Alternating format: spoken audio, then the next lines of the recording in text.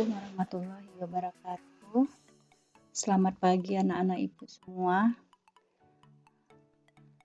Pagi ini kita akan belajar pada pertemuan kita yang kelima, yaitu diagram PT air dan sifat koligatif larutan elektrolit. Nah, yang pertama itu yang harus kalian ingat, minggu lalu kita sudah belajar tentang sifat koligatif larutan yang non elektrolit. Jadi dari mulai penurunan tekanan uap, kenaikan titik didih, penurunan titik beku, dan tekanan osmotik larutan, semuanya yang bersifat larutan non-elektrolit. Nah, hari ini kita akan belajar tentang sifat koligatif larutan elektrolit dan diagram PT air. Nah, yang pertama itu akan membahas tentang diagram PT air.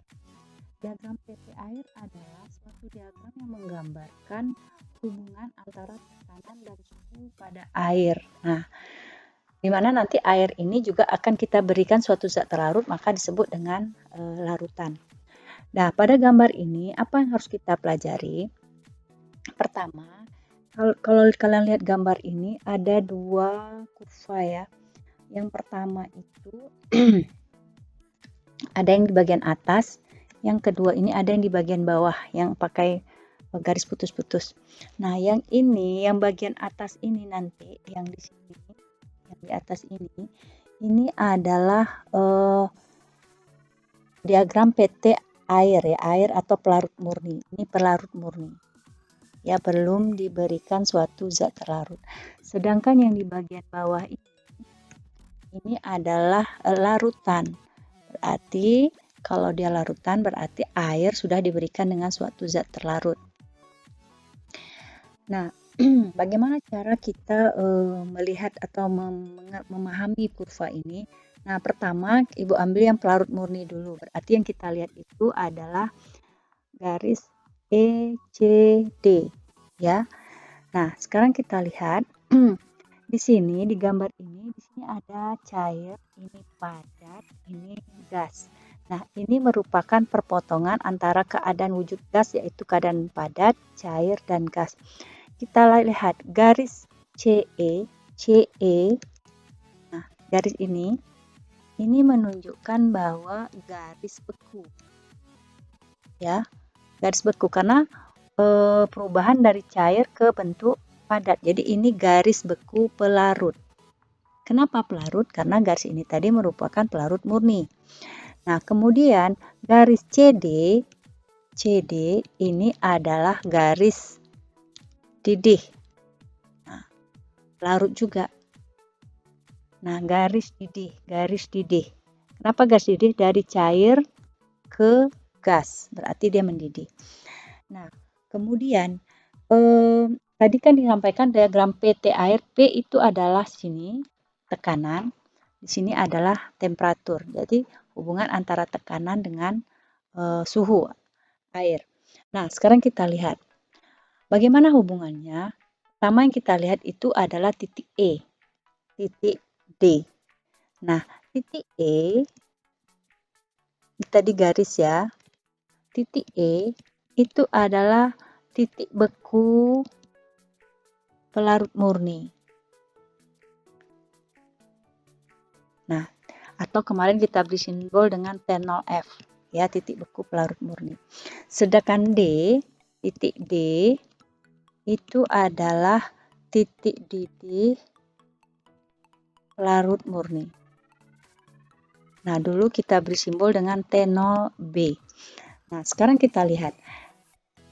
E itu membeku, ya, titik beku air itu membeku pada tekanan 1 atm. Begitu juga dengan T0B atau titik D mendidih pada tekanan 1 atm. Nah, di sini air itu 0 derajat Celcius, sedangkan mendidih air pada suhu 100 derajat Celcius. Begitu cara kita membacanya. Nah, sekarang seandainya dalam pelarut air ini kita berikan dengan suatu zat terlarut, maka kita sebut dengan larutan. Sewaktu dia menjadi suatu larutan, maka kurva ini akan menjadi seperti ini. E-nya menjadi ke F, kemudian titik triple point-nya C menjadi ke B, kemudian titik didihnya menjadi G. Nah, bagaimana juga kita membacanya? Sama seperti yang tadi, F ini adalah TF, titik beku larutan. Sedangkan G ini adalah TB, titik didih larutan. Nah, sedangkan garis bekunya yang tadi itu pelarutnya itu adalah CE, sekarang berubah menjadi BF. Ini.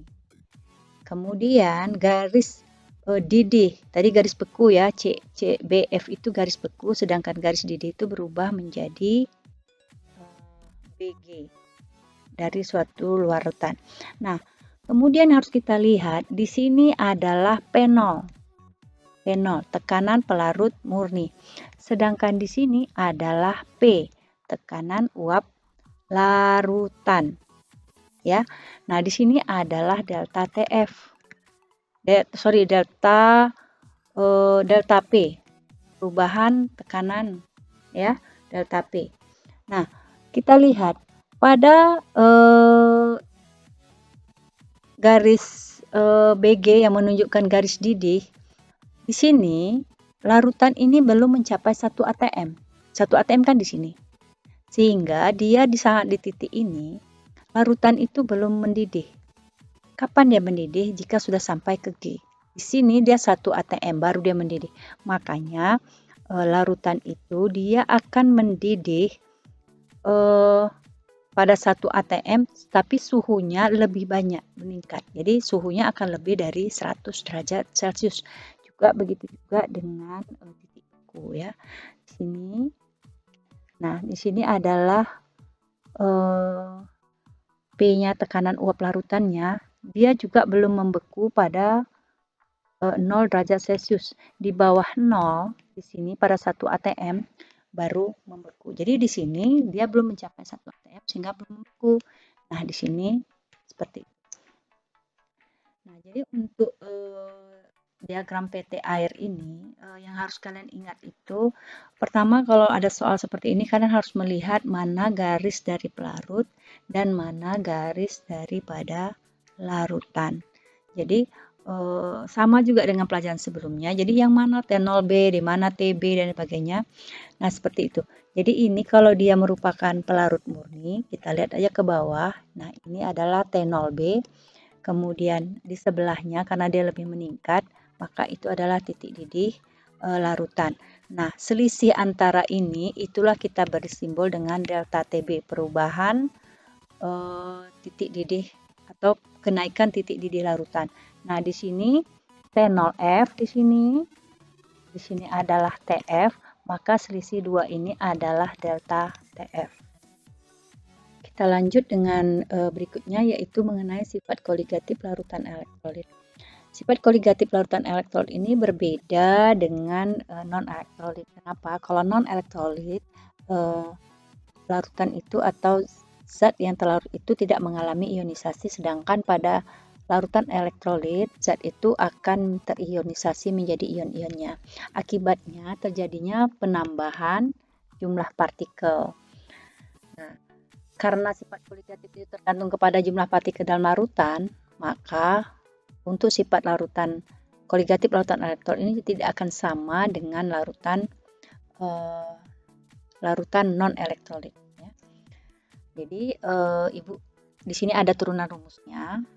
Nanti kalian bisa mempelajari atau membacanya sendiri di dalam LMS sudah Ibu berikan. Nah, apa perbedaannya? Karena adanya penambahan jumlah ion-ion tadi, maka keluarlah faktor Van Hoff ya. Nah, yang diberi simbol dengan I. Nah, di mana nilai I itu memiliki rumus 1 tambah N kurang 1 kali alfa. N itu adalah jumlah ion ya. Ini harus diingat, nanti Ibu jelaskan bagaimana menghitungnya. Sedangkan alfa itu adalah derajat ionisasi. Nah, alfa itu memiliki nilai alfa, nilainya dari 0 sampai dengan 1, kalau pakai persen sama dengan 0 sampai 100%. Jadi kalau nanti di dalam soal harga alfa tidak diketahui, kita anggap nilainya adalah 1. Nah, di mana rumus-rumus kita yang kemarin itu berubah menjadi seperti ini. Nah, khusus untuk tekanan, ini yang memakai pada delta P saja, yaitu P0 kali XT kali I. Kenapa demikian? Karena yang akan mengalami ionisasi itu adalah zat terlarut, sedangkan pelarutnya tidak mengalami penguraian. Makanya rumus yang pada P sama dengan P0 kali XP itu tidak dipakai. Jadi yang dipakai hanya delta P sama dengan P0 kali XT kali I. Jadi yang di sini saja. Nah, kemudian yang lainnya juga rumusnya sama, yang berubah itu hanya pada I-nya saja. Nah, kemudian ada lagi yang harus kalian ketahui, harga I itu akan sama dengan nilai N bila zat terlarut berapa elektrod kuat. Jadi kalau alfanya itu tadi 1, katakan tadi, maka harga I akan sama dengan N. Jadi kalau alfa sama dengan 1, I akan sama dengan N. Seperti ini contohnya. Nah, kita lanjut saja dengan contoh soal. Nah, pertama soalnya adalah mengenai diagram PT. Jadi kalau soal-soal ini sering keluar ya, baik di ujian nasional dan sebagainya. Seperti ini digambarkan. Nah, pertanyaannya, berdasarkan diagram PT air dan larutan gula, di atas titik beku dan titik didih normal larutan gula ditentukan oleh. Nah, sekarang dikatakannya itu ini ada diagram PT larutan gula. Nah, diagram PT air dan larutan gula. Jadi kalau kita lihat ini yang bagian kurva atas, ini berarti ini yang adalah air. Sedangkan yang di bagian bawah ini adalah larutan gula. Nah, kemudian yang harus kita lihat, apa sih pertanyaan yang ditanya itu titik beku dan titik didih normal larutan gula. Yang ditanya adalah yang larutan. Yang larutan berarti yang kita ambil adalah yang bagian bawah. Nah, yang dia tanya adalah titik beku. Titik beku berarti yang di sini turunannya ke sini. Berarti jawabannya A aksen, titik bekunya ini adalah A aksen. Sedangkan titik didihnya karena kita ambil kurva bawah yang bagian ini. Berarti jawabannya yang ini adalah D aksen seperti itu. Sama seperti yang di atas. Lanjut ya. Nomor 2. Nah, nomor 2 ini baru kita berhitung ya. Hitunglah tekanan osmotik larutan 500 ml yang mengandung 5,85 gram NaCl, MR-nya 58,5 pada suhu 7 derajat Celcius R sekian. Nah, pertama kita tulis rumusnya dulu. Rumus kita adalah I kali R kali T kali I. Ingat, ini adalah larutan elektrolit, itu NaCl. Di mana M itu kemarin massa dibagi MR kali 1000 dibagi volume dikali R dikali T dikali I. Nah, sekarang kita harus mencari I. Di dalam soal ini kita tahu ini adalah NaCl. NaCl ini kalau kita ionisasi, NaCl, Na plus tambah Cl min. Ini satu ion, ini satu ion. Berarti N-nya sama dengan 2. Kita tahu I itu rumusnya, ini rumusnya, I adalah 1 ditambah N kurang 1 kali alfa. Tadi sudah dijelaskan di atas, kalau alfanya itu sama dengan 1, maka N akan sama dengan I. Nah, kita coba ya. 1 ditambah tadi N-nya 2 kurang, nah 1 kali 1. 1, 2 kurang 1, 1 kali 1 ya, berarti dapatnya 2. Maka di sini harga I-nya adalah 2. Nah, tinggal kita masukkan saja. Masanya adalah 5,85, MR-nya 58,5 kali 1000 dibagi 500 dikali 0,082 dikali suhunya diubah jadi derajat Kelvin ya, dikali 2. Makanya didapatlah hasil akhirnya nanti adalah 9,84 atm. Seperti itu. Nah, kita lanjut dengan soal yang ketiga. Nah, soal yang ketiga ini sama saja dengan yang tadi, cuma di sini yang ditanya itu adalah massa Na2SO4 yang harus kita tambahkan dalam 500 ml air jika titik bekunya adalah min 2,79. Jadi di sini tadi tekanan osmotik di sini adalah titik beku. Nah, pertama yang harus kita lihat dulu yaitu apa saja diketahui. Pertama ini adalah P-nya ya, P. Nanti kita jadikan diagram karena air rho-nya 1. Kemudian di sini adalah TF. Kemudian apalagi, nah di sini nanti tinggal di sini KF-nya sudah ketahui. Kemudian cari MR ya, MR Na2SO4-nya nanti kalau udah kalian hitung, dapatlah sejumlahnya 142 gram per mol. Nah, sekarang yang ditanya adalah massa. Massanya berapa sih? Nah, supaya mendapatkan titik beku senilai min 2,79. Pertama, seperti biasa kita tulis rumusnya dulu. Delta TF adalah KF kali molalitas. KF kali I ya, karena dia merupakan larutan elektrolit. Massa per MR kali 1000 per P kali I. Nah, pertama yang kita lihat dulu I-nya. Nah, ini larutannya Na2SO4. Kalau kita ionkan 2Na plus tambah SO4 2-.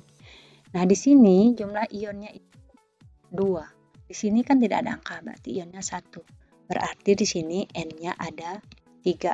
Karena di sini harga alfanya tidak diketahui, maka kita anggaplah alfanya sama dengan 1. Sehingga kalau alfa sama dengan 1, maka I akan sama dengan N. Seperti itu. Nah, sekarang kita kembali lagi ke rumus kita. Nah, TF tadi diketahui min 2,79. Kemarin pelajaran sebelumnya sudah kita jelaskan bahwa delta TF itu adalah rumusnya TF adalah T0F dikurang delta TF. Ya, jadi sini kalau ini min 2,79 TF-nya, maka delta TF-nya adalah 2,79. Jadi di sini kita tulis 2,79 sama dengan 1,86 dikali massa yang kita cari dibagi dengan 142 dikali 1000 dibagi 500 dikali 3 ya. Nah, seperti itu. Makanya nanti kita akan dapatkan ini 2, makanya M nanti adalah 2,79 kali 142 dibagi 1,86 kali 2 kali 3. Akan dapat nilainya sebanyak 35,5 gram. Seperti itu. Nah, kita lanjut dengan soal yang terakhir kita. Ibu harap kalian bisa berlatih di rumah. Jika seandainya nanti ada pertanyaan, bisa kalian sampaikan lewat WA kepada Ibu. Nah, soal nomor 4.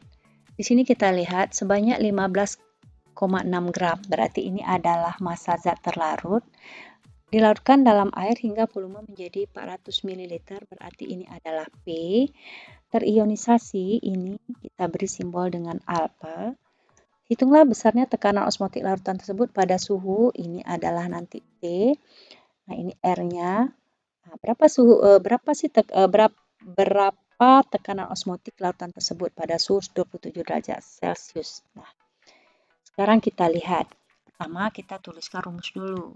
I sama dengan M kali R kali T dikali I. Massa per MR kali 1000 dibagi V dikali R dikali T dikali I. Nah, untuk I kita cari lagi. Untuk I ini HLOH 3 kali kalau diionkan Al3 plus ditambah 3 OH-. Di sini 1, di sini 3, maka N-nya sama dengan 4. Nah, oke. Sekarang I sama dengan 1 tambah N kurang 1 kali alfa. Nah, alfanya ini adalah di sini ya. Nah, alfanya alfa sama dengan 80%, berarti 0,8 untuk alfa. Kita masukkan 1 tambah 3 kurang 1 kali 0,8. 1 tambah 2 kali 0,8. Sehingga nanti didapat nilainya adalah, ini tadi 4 ya, ini 3. Berarti dapat nilainya nanti adalah itu adalah 3,4. Nah, ini kita masukkan ke sini.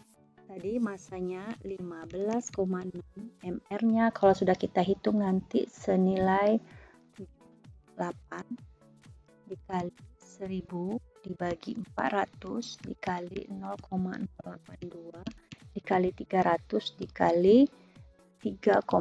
Nanti dapat hasil airnya senilai 41,82 atm.